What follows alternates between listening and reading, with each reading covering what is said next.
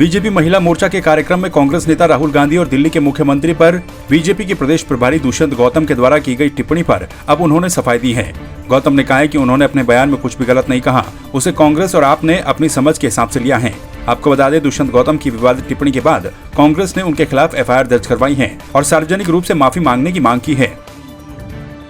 केजरीवाल और राहुल गांधी हैं जो पाकिस्तान के मीडिया के पिर्रे हैं। मैंने तो पिर्रे कहा, उन्होंने अपनी समझ के हिसाब से पिल्ले समझ लिया।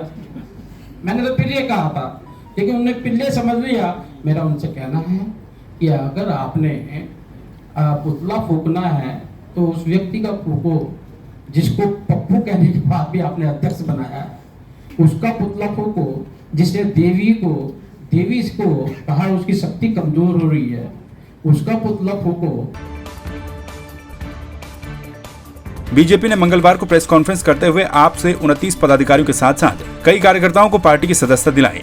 मंगलवार को प्रदेश पार्टी प्रभारी दुष्यंत गौतम और प्रदेश अध्यक्ष मदन कौशिक की उपस्थिति में आप छोड़कर आए नेता और कार्यकर्ताओं का बीजेपी में स्वागत किया गया। कौशिक ने दावा किया कि आपके 29 पदाधिकारी और 75 कार्यकर्ता बीजेपी में शामिल हुए। पदाधिकारी 29 हैं, 29 और टोटल 70 कार्यकर्ता हैं जो आम आदमी पार्टी छोड़कर और आज भारतीय जनता पार्टी की सदस्यता ग्रहण कर रहे हैं और उन सबका भारतीय जनता पार्टी में स्वागत है। आप भारतीय जनता पार्टी के रीति नीति के अनुसार आगे बढ़कर और पार्टी को मजबूत करने का काम करेंगे। पहला चुनाव जो लड़ा गया बिल्कुल राष्ट्रवाद से ओतप्रोत होकर लड़ा गया। ऐसे लोग विधायक बन के आए, जैसे आप सब में से कुछ लोग हैं, वो लोग विधायक बने। बाद में पार्टी में पैसा हावी हो गया। उसके लिए कहते हैं कि नक्कार खाने में कई बार तूती की आवाज़ होती है, वो नहीं सुना जाता। उनको जरूरत नहीं थी, उन्होंने नहीं सुना, वो जिस डरने पर चल पड़े। वो पहले कहते थे बीजेपी जो कांग्रेस जो आप भी तो उसी जमात में आज शामिल हो गए, आप सबसे बड़े चल शामिल। पूर्व मुख्यमंत्री त्रिवेंद्र सिंह रावत ने मंगलवार को बीरपुर गढ़ी कैंट में पुरानी डंपिंग साइट पर कैंट बोर्ड और उत्तराखंड पर्यटन विकास परिषद की ओर से आयोजित कार्यक्रम में वृक्षारोपण किया। उन्होंने कहा कि आज वैश्विक स्तर पर बढ़ते पर्यावरण प्रदूषण को नियंत्रित करने के लिए हर एक व्यक्ति को एक पेड़ लगाने की जिम्मेदारी को अपना कर्तव्य समझना चाहिए। इस मौके पर कैंट बोर्ड की सीईओ तनु जैन, अपर सचिव वाई.के. पंत, पूर्व पार्षद कैंट बोर्ड विष्णु प्रसाद और क्षेत्र के लोग बड़ी संख्या में मौजूद रहे। पौड़ी जिले के दूरस्थ पीटसैंड क्षेत्र में 1 अक्टूबर को पेशावर कांड के महानायक स्वर्गीय वीरचंद सिंह गढ़वाली की जन्मभूमि में केंद्रीय रक्षा मंत्री राजनाथ सिंह और उत्तराखंड के सीएम पुष्कर सिंह धामी पहुंचेंगे। उनके दौरे के लिए बीजेपी ने पूरी कमर कस ली है। प्रदेश के उच्च शिक्षा और स्वास्थ्य मंत्री धन सिंह रावत जिले के दूरस्थ क्षेत्र पीटसैंड और थलीसैंड के तमाम गाँव में पहुंचकर लोगों को इस कार्यक्रम में आने के लिए आमंत्रित कर रहे हैं। बीजेपी के जिला महामंत्री जगत किशोर बर्तवाल भी रक्षा मंत्री के दौरे को लेकर खासे उत्साहित नजर आ रहे हैं। 1 अक्टूबर को हमारे वीरचंद्र सिंह गढ़वाली जो पेशावर कांड के महानायक थे, उनकी पुण्यतिथि है और हमारी सरकार द्वारा एक भव्य स्मारक वहाँ पे बनाया गया है।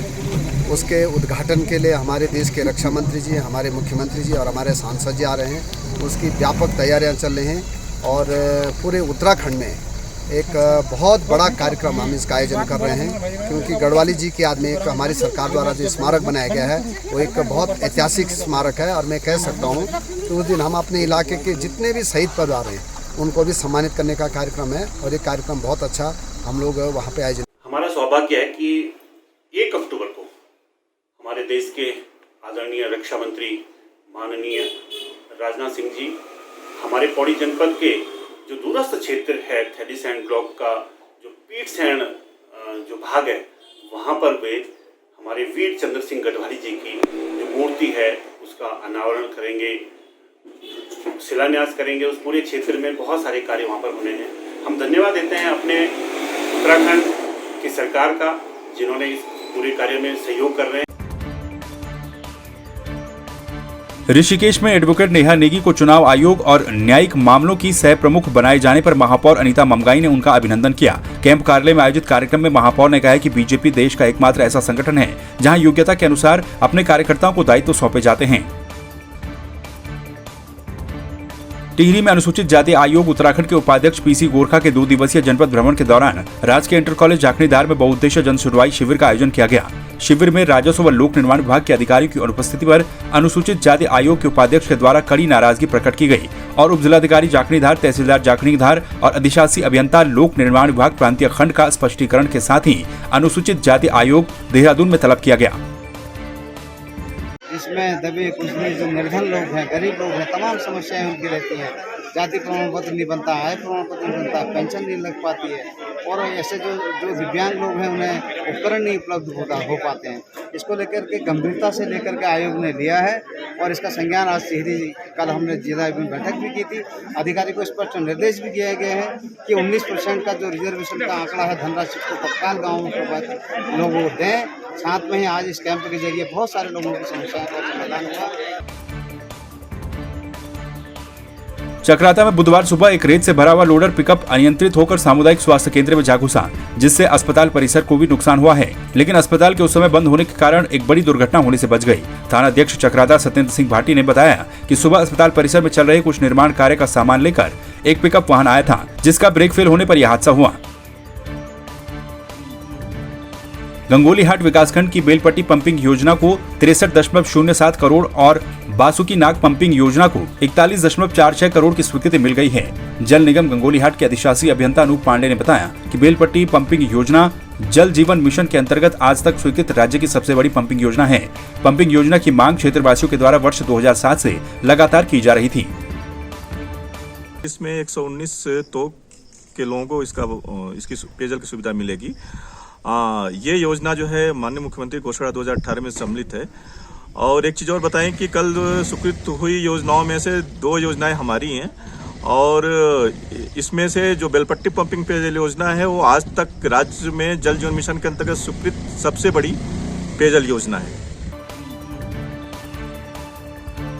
अपनी मेहनत और लगन से पहाड़ी उत्पादों के अचार बनाकर अपने साथ ही अन्य 5 महिलाओं को रोजगार देकर थल क्षेत्र की ग्राम पंचायत शशखेत गांव की गंगा कार्की ने आत्मनिर्भर भारत की ओर बेहतरीन काम किया है। गंगा कार्की अपने घर में ही गौरांशी होममेड पिकल नाम से पहाड़ी उत्पादों का अचार बना रही हैं और मात्र 10,000 से शुरू किए गए काम से आज हर वर्ष 5 लाख से अधिक का पहाड़ी ऑर्गेनिक अचार बेच रही हैं। इसके साथ ही गंगा कार्की ने गाँव की 5 महिलाओं को भी रोजगार दिया है। यहाँ पे मैंने 2 साल पहले 10,000 रुपये की थोड़ी सी जमा पूंजी से मैंने इस कार्य को शुरू किया था। आज मैं 5 लाख के सालाना टर्नओवर पे पहुँची हूँ और मेरे साथ साथ 5 महिलाओं को मैं रोज़गार भी दे रही हूँ और काफ़ी गांव की युवतियाँ और महिलाएं हैं जिनको मैं निःशुल्क प्रशिक्षण भी देती हूँ और वो काफ़ी अच्छा सीख भी रही हैं और इससे उनको आर्थिक लाभ भी हो रहा है और वो सीख भी रही हैं। क्या है देवभूमि की जनता का मुंह? किसकी बातें हैं सच और कौन बोल रहा है झूठ? कितना बढ़ चला है प्रदेश में चुनावी पारा?